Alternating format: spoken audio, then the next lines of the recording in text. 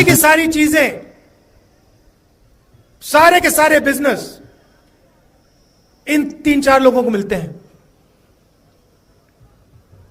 अमित शाह के जो बेटे हैं, कभी क्रिकेट बैट नहीं उठाया, वो क्रिकेट के इंचार्ज बन गए।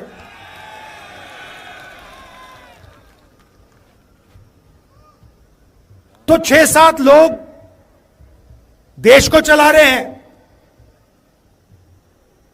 और सोचते हैं कि हिंदुस्तान की जनता, जम्मू कश्मीर की जनता, बाकी स्टेट्स की जनता चुप रहेगी।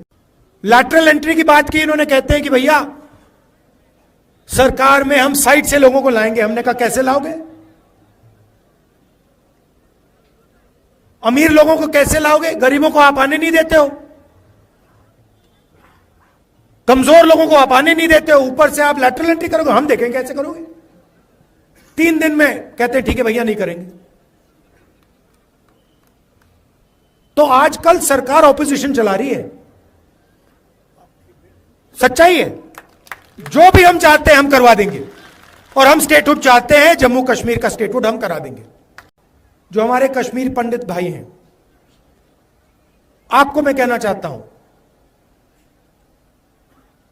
आपका बीजेपी ने सिर्फ फायदा उठाया है, इस्तेमाल किया आपका, आपकी मदद नहीं की है। हम आपके साथ खड़े हैं, आपके साथ कनेक्ट होना चाहते हैं। सरकार आएगी तो आपको एक साथ लेकर, मिलाकर हम आगे बढ़ेंगे। हम चाहते हैं कि सब लोग मिलकर भाईचारे के साथ आगे बढ़ें।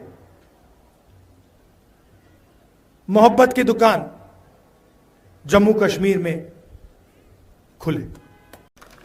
आप देखना, मैं आपको गारंटी करके कह रहा हूं, या ये स्टेटहुड देंगे, नहीं तो फिर अगली सरकार जो दिल्ली में आएगी, इंडिया गठबंधन की सरकार आएगी, उनका पहला काम होगा आपको स्टेटहुड देने का। और हम तब तक नहीं रुकने वाले। हम इन पर दबाव डालेंगे पार्लियामेंट में, यहां पर, कि ये जो आपको स्टेटहुड से यूनियन टेरिटरी बनाया गया है, जो पहली बार हुआ है, इसको रिवर्स करना है और आपको स्टेटहुड देना। बीजेपी और आरएसएस लोकतंत्र पर आक्रमण कर रहा है। आप पर तो डायरेक्ट करा, सीधा आपको कहा कि भैया स्टेटहुड हम आपसे छीन रहे हैं, हम आपको यूनियन टेरिटरी बना रहे हैं। मगर यह पूरे देश में हो रहा है।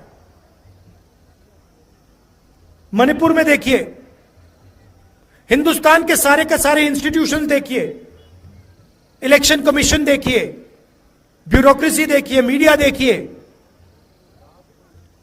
सारी की सारी संस्थाओं पर यह कब्जा कर रहे हैं और पूरा का पूरा फायदा 2-3 उद्योगपतियों को देते हैं। ये देखिए, आप नाम जानते हैं, क्या नाम है उनके? अच्छा, नई चीज बोली है। मैं पार्लियामेंट में भाषण कर रहा था, मैंने भाषण में अदानी अंबानी का नाम लिया और मुझे कहा जाता है कि पार्लियामेंट में अदानी और अंबानी का नाम नहीं लिया जा सकता। कमाल की बात है। एयरपोर्ट पे लगाया जा सकता है, सड़कों पे लगाया जा सकता है, पोर्ट्स पे लगाया जा सकता है, हर धंधे में उनका नाम दिखाई देता है, चाहे वो सेब का धंधा हो, सब जगह उनका नाम दिखता है, मगर पार्लियामेंट में उनका नाम विपक्ष नहीं ले सकते। तो फिर मैंने उनसे कहा, मैंने कहा ठीक है भैया, आप कहते हो कि अंबानी अदानी का नाम नहीं ले सकता, तो कुछ तो कहना पड़ेगा, क्या कहूं उनको? तो फिर मैंने स्पीकर सर से कहा कि देखिए, अगर आप चाहते हैं कि मैं अदानी अंबानी का नाम ना लूं, तो फिर मैं उनको A1 A2 कह देता हूं। कहना तो पड़ेगा, क्योंकि यह सच्चाई है। सारी की सारी चीजें, सारे के सारे बिजनेस इन 3-4 लोगों को मिलते हैं।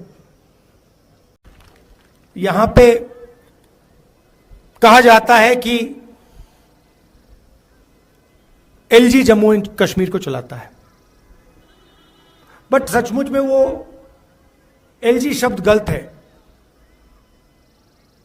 जैसे पहले राजा महाराजा होते थे, वैसे ही ये 21वीं सदी के राजा हैं। जो ये करना चाहते हैं करते हैं, जो भी करना चाहते हैं करते हैं।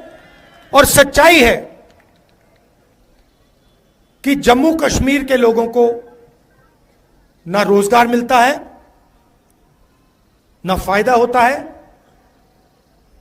और यहां आपके जो राजा बैठे हुए हैं वो पूरा का पूरा फायदा बाहर के लोगों को दिलवा रहे हैं। चाहे वो आपके स्मॉल और मीडियम बिजनेसेस हो, बिजली का पैसा आपसे ले लेते हैं, बिजली का बिल बढ़ा देते हैं, इलेक्ट्रॉनिक मीटर लगा देते हैं, उसके बारे में कुछ नहीं करेंगे, मगर आपका अधिकार ले लेंगे। आपके जो यहां के बिजनेस हैं उनको दबा देंगे, कॉन्ट्रैक्ट्स बाहर के लोगों को दे देंगे, और पूरा का पूरा फायदा या बीजेपी आरएसएस के कनेक्टेड लोगों को, बाहर के लोगों को मिलता है। और यह लड़ाई सिर्फ जम्मू कश्मीर में नहीं है, यह पूरे देश में लड़ाई चल रही है।